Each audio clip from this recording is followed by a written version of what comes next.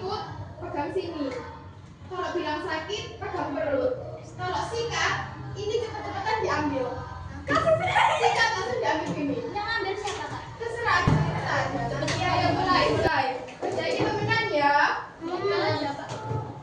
Ayo. Langsung diambil ya, langsung diangkat. Sikut, sikut, sakit, sikut, sikut, sikut, sakit, sikat.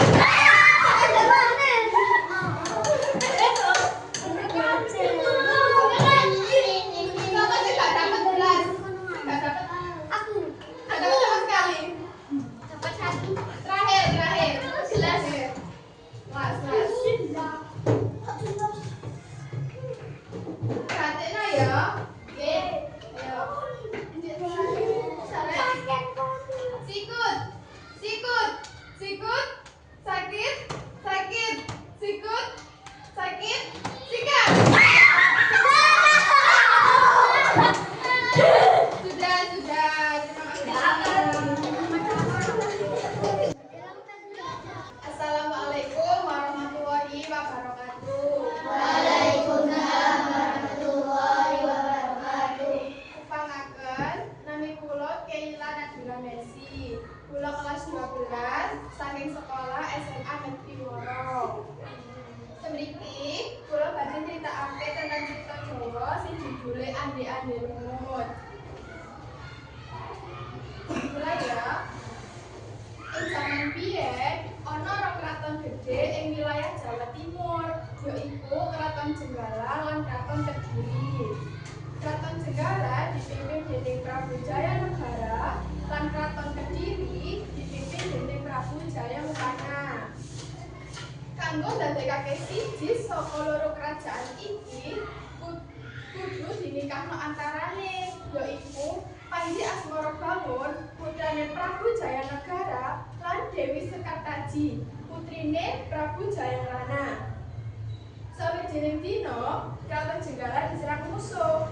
Nalika perang, Dewi Sekartaji mlayu saka kraton kanggo nyelametake awake dhewe. Dewi Sekartaji mlayu ing sebuah desa lan dadi prawan desa sing urip karo rondo sugih sing jenenge Nyai Intan lan duweni putri telu sing jenenge Klenteng Abang, Klenteng Ijo, lan Klenteng Biru. Dewi Sekartaji diadopsi dadi anake Nyai Intan lan dijenengi dadi Klenteng Kuning. Tapi Klenteng Kuning nek kono didhawuhi kaya buruh, dikongkon resik-resik omah, umbah-umbah, korah-korah, pokoke kabeh sing di omah kudu Klenteng Kuning sing nandhang. Sadulur telu angkate kuwi males, isoke ngomongkon kaya Klenteng Kuning umbahno klambiku, Klenteng Kuning umbahno pisan slendangku, Klenteng Kuning mau iso nyauri, nggih Mbak, iya Mbak. Saundara kuwi Kraton Jenggala wis aman maneh.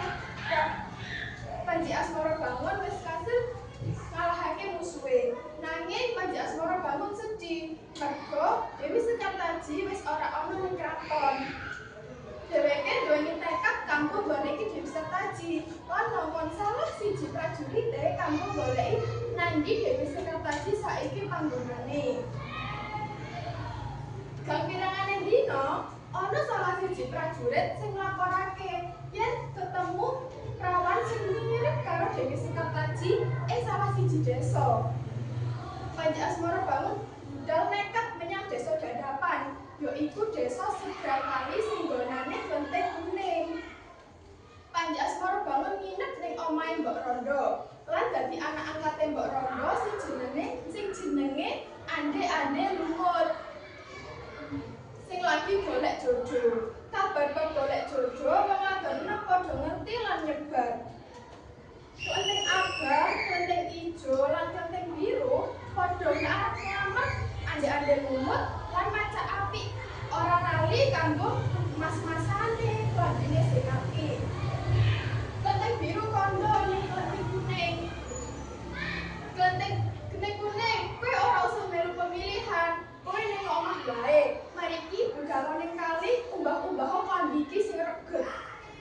Kuning langsung budal ning kali lan ngumbahi klambi sing reger. Pas umbah-umbah, moro-moro ana manuk bangau sing teko marani Klenteng Kuning lan gawa pecut. Mari ngono, bangau ngomong ngene. Klenteng Kuning, kuwi budal ning desa Gacapan. Kowe ning kono bakal ketemu Panji Asmara Balun. Klenteng Kuning kaget. Wah, ketemu bojoku. Iya, kowe bakal ketemu bojoku. Gawa pecut iki menawi kowe butuh pitulung, kowe iso kapan wae gunakake iki. Mari ngono Klenteng Kuning enggal-enggal budal ing desa Gacapan. Sakmarine iku, ibu lan sadulur telu angkate kaya Klenteng Biru, Klenteng Ijo lan Klenteng Abang wis teko ing pinggir kali sing jenenge Kali Bengawan Solo. Tapi padha bingung, merga ora ana prau sing lewat lan ora ana jembatan. Piye carane nyebrang kali iki sing deres, sing jero lan sing amba? Moro-moro ana yuyu raksasa sing jenenge Yuyu Kangkang. Yuyu Kangkang mau nawani dheweke kanggo nyebrang kali tapi karo syarat siji, yaiku syaratnya kudu ngambung Yuyu Kangkang.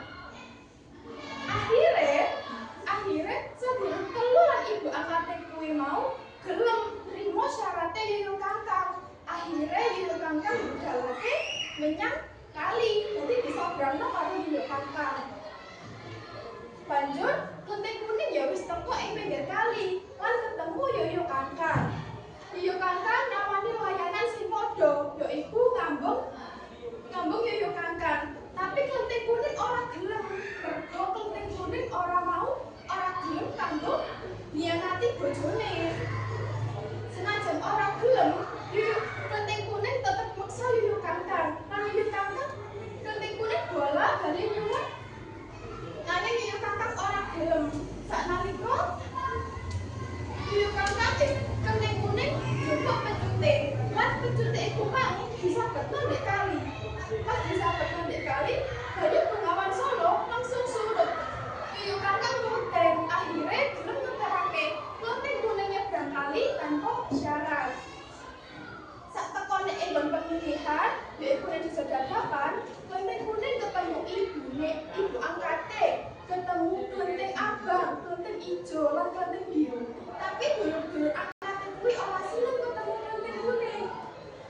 Sakwise pemilihan diwiwiti, Klenteng Abang lan sadulur lorone kuwi mau giliran nampilake kaindahane. Siji-siji ning ngarepe ande-ande lumut. Nanging ora ana siji-siji ya sing dipilih ande-ande lumut. Weruh kuwi ande-ande lumut, weruh kuwi ibune